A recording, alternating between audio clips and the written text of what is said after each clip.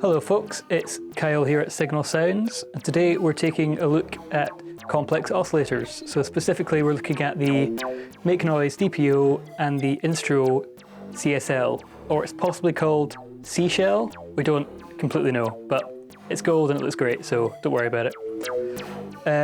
So a complex oscillator is a module which is built of two separate oscillators that will have cross modulation, usually FM or AM modulation. We'll take a closer look at that when we deep dive into each of these modules. So first of all, we're going to have a look at the DPO. Okay, so here we are zoomed in a little bit on the Make Noise DPO. So the DPO has kind of four main sections. It's got oscillator A, this middle bit here, which is the FM bus and follow section, oscillator B, and the wave folding section just here. So first of all, we'll look at oscillator A. Oscillator A has a triangle output with pretty big range. Obviously, coarse tune and a little fine tune control here. Next is a sawtooth output and a sine output, which goes ridiculously low. Oscillator B has the sine output, square output, and a final output which goes through the wave folding section.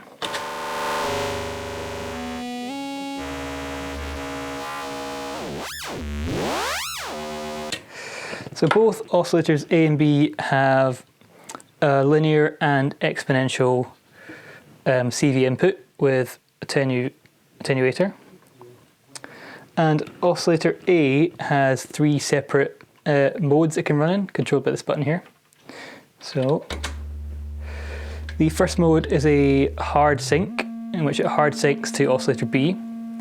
The second mode is a soft sync, where it will soft sync to oscillator B, which is just a little bit more teary, a little bit more of a ripping sound, and LFO mode, which you probably cannot hear unless I go up here, but you can see the rate with this orange LED right there.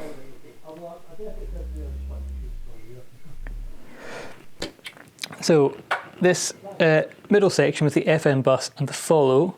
So first of all, the follow input allows oscillator A to follow the volt per octave input from oscillator B with varying amounts of slew, essentially. So if I get a little sequence going,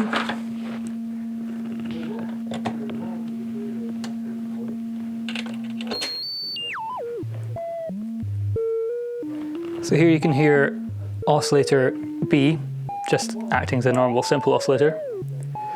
But if I take an output from oscillator A,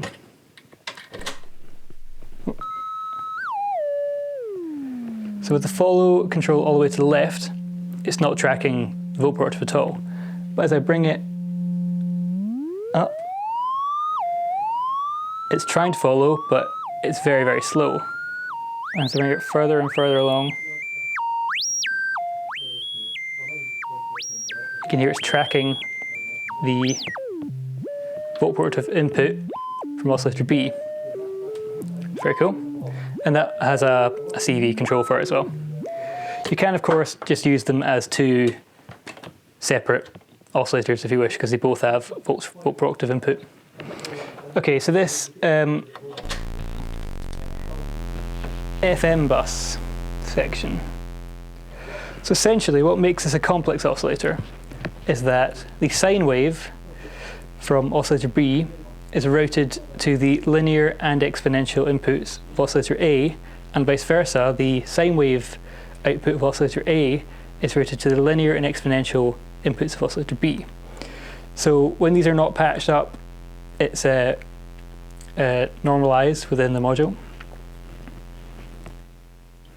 So if I turn up a little bit of the, let's see, the linear attenuator.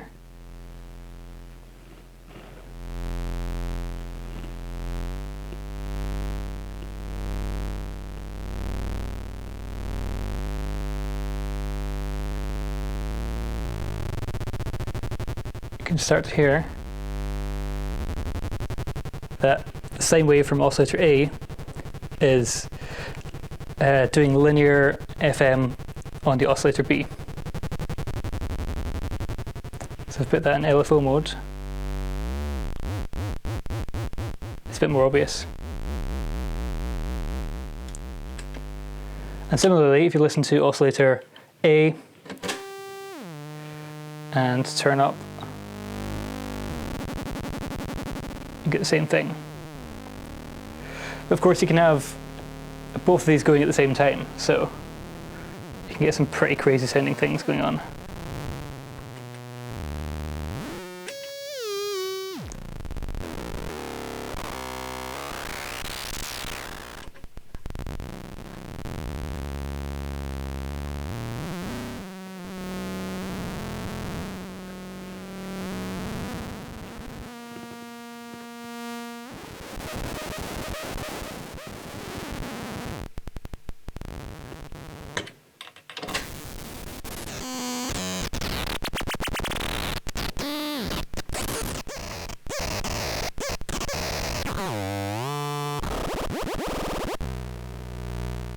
So this is what makes it a complex oscillator. You can get much more complex waveforms out of it than you could from a regular oscillator.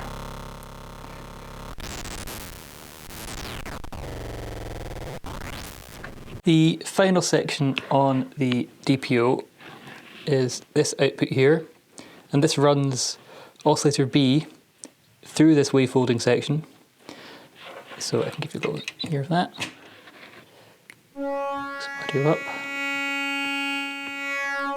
So the first part of the wavefolding section is this mod bus here, and this by default takes the sine wave from oscillator A and runs it to the CV inputs of the three controls.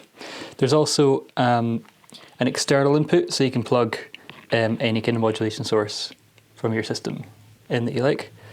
So I've got a LFO running here, so I'll bring a little bit of that in. And each of the three wavefolding controls also has a attenuator, which allows as much or little of the sine wave input into those controls as you want.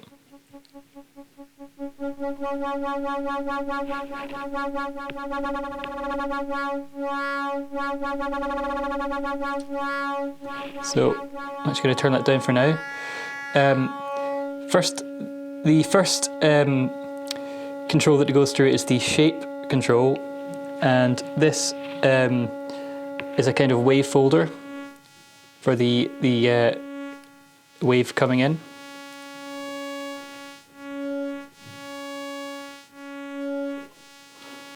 And here's some modulation coming in.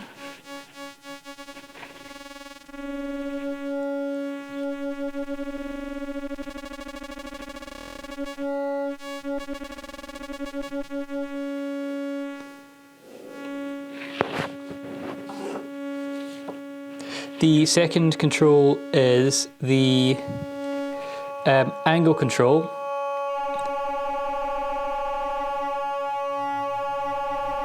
As you can hear, it sounds a little bit like PWM, that kind of effect.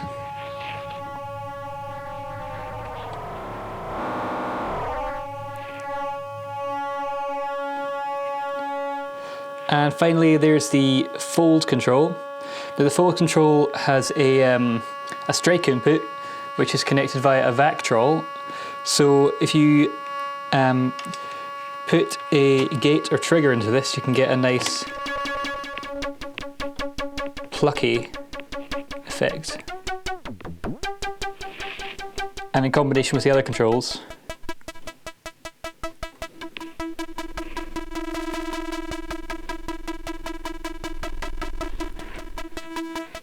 you can get a lot of different tonal variation.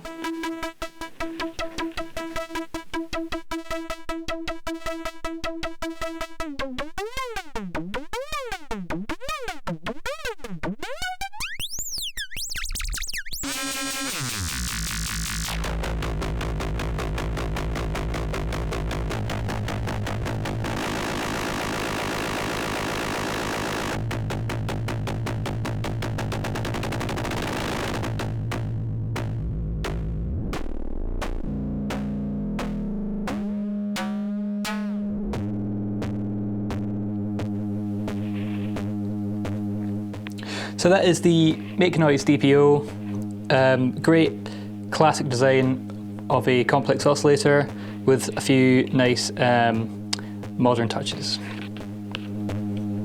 Right, now we're having a look at the very handsome Instro CSL. This complex oscillator is arranged slightly differently to your traditional complex oscillator in that it's got two oscillators that are arranged horizontally as opposed to vertically. So you've got A and B. You can see they're kind of roughly symmetrical, which makes it nice and easy to learn, even though it's quite a busy module. There's lots of inputs and outputs, which is great.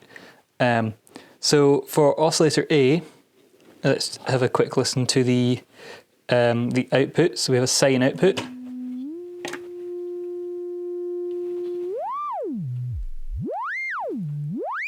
Sine output. We have a triangle output. A saw output. Up here there is a pulse width output.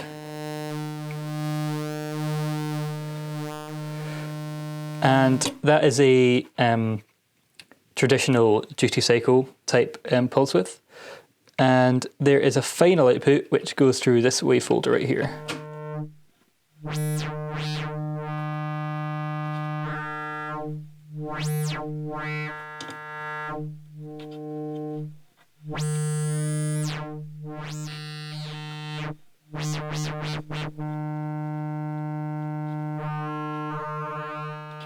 So the wave folder has some additional controls here for attenuation, and this one I think controls the depth of the wavefolding. Oscillator A also has LFO mode, switchable with this button here. Coarse and fine tune, of course, so you can get it in tune nice and easily. And has a switchable linear or exponential FM input as well. As this is a complex oscillator, by default the sine waves of each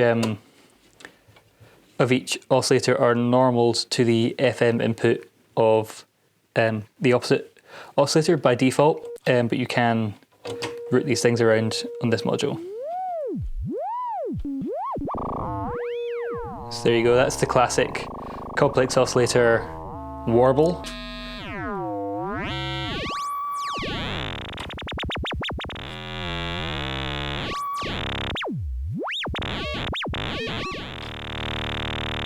I'll turn it down. And oscillator B has some slightly different outputs. Again, it's got the sine.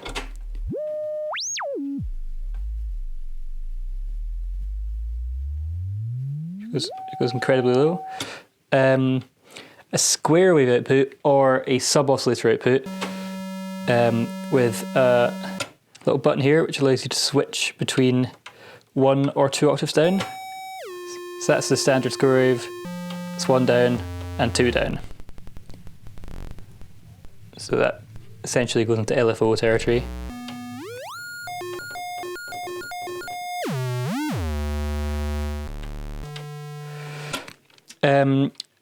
Oscillator B also has a pulse width output, but this is a slightly different style of pulse width. It's a little bit softer. You can see the wave shape is shown on the module here. I should have said both the pulse width outputs have a CV control for the pulse width amount. We've also got a triangle output. And the wavefolded output.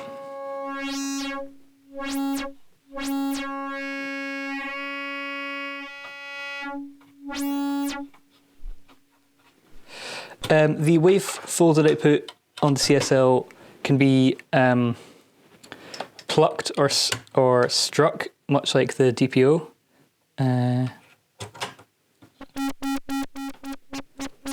So just by sending a short envelope or gate, you can get that plucked kind of sound.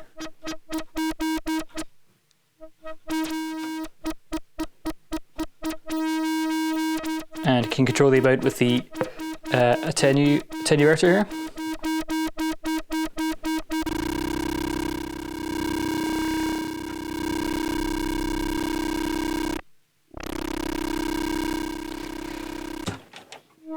So that's the wavefolder output.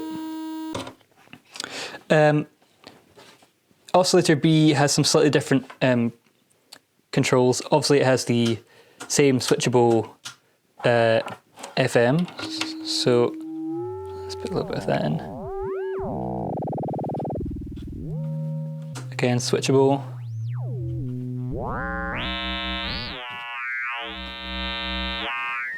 And of course, you can do the classic cross modulation with both of the sine waves going to the other oscillator and get some really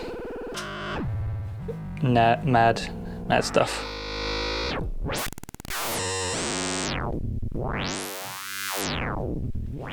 So the differences are with oscillator A to oscillator B. Oscillator B has this link input which links the volt octave input, so you can track with a sequencer just using one of them. You don't have to mult it, which is really handy. And it has a sync input here with a few different, I think it's got hard sync and soft sync as well. So, oops, let's listen to that.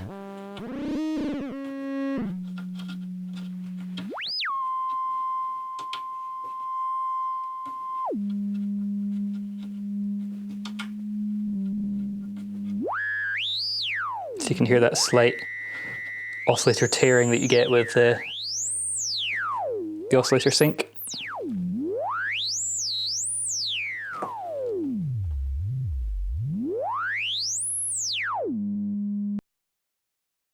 The CSL has a variety of internal cross modulation that you can use without having to do any patching on the front panel. One example of this is if we listen to the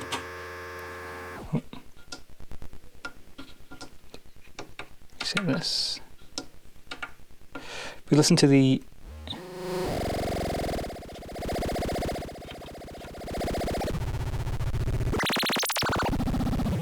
there we go. Okay, so if we listen to the pulse width output of oscillator B and then hit this mod button here,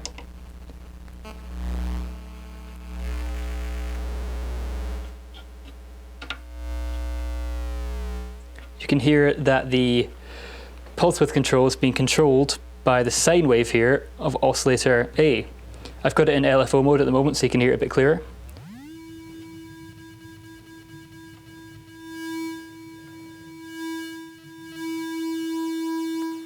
And likewise, the sine wave output here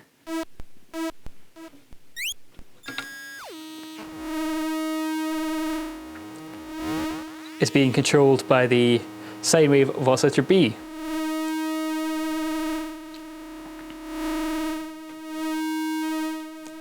Now, the internal modulations on the CSL are controlled by this index pot here, which has got a CV input and a attenuator. So if I turn that all the way down and we listen to that pulse width output again, when I turn it up, you can hear that modulation starting to come in.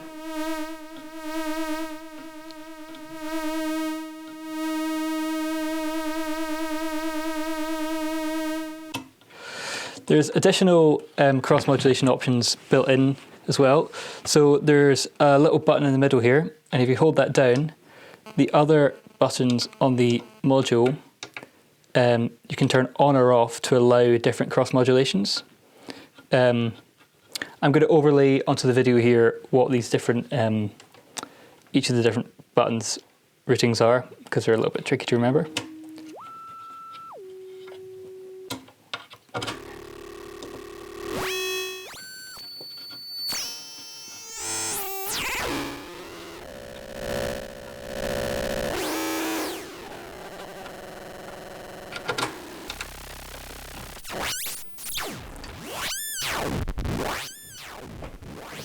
You can get rather insane sounds such as this coming out of it very, very easily.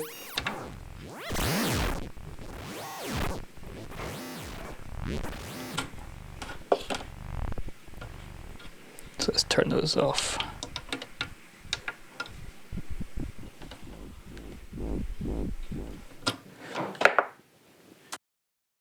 The very last output we have on the CSL is this multiply output here. Now the way this works is this takes the sine waves from oscillators A and B, and these are normalized to these two inputs here, and it puts them through an amplitude modulation circuit. You've got a few options. You've got ring modulation, amplitude modulation, where it ignores any negative voltages, or rectification, where it flips the negative voltages up into the positive spectrum. So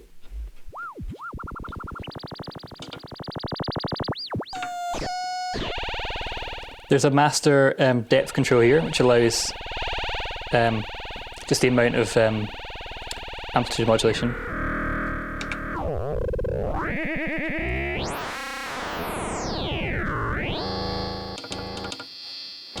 So there's the ring mod, amplitude modulation, and rectification mode. And again, by default, these are the sine waves, but you can patch any other signal you would like into them. So if I put the sub in, you can hear you get different flavors of modulation. You can even use LFOs or envelopes to get quite interesting sounds.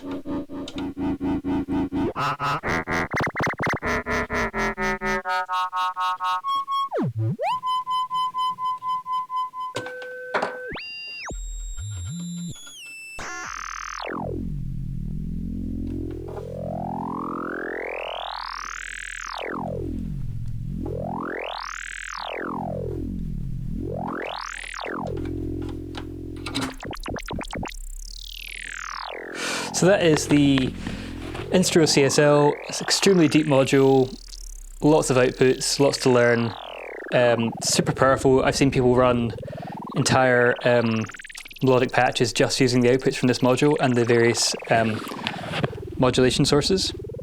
I'm probably now just going to have a little play with the CSL and the other modules I've got in the case. And yeah, thanks for watching. Hope this has been helpful. Any questions, you can email us at Signal Sounds, and we'll try to get back to you with any help that we can. Thanks very much for watching. Cheers.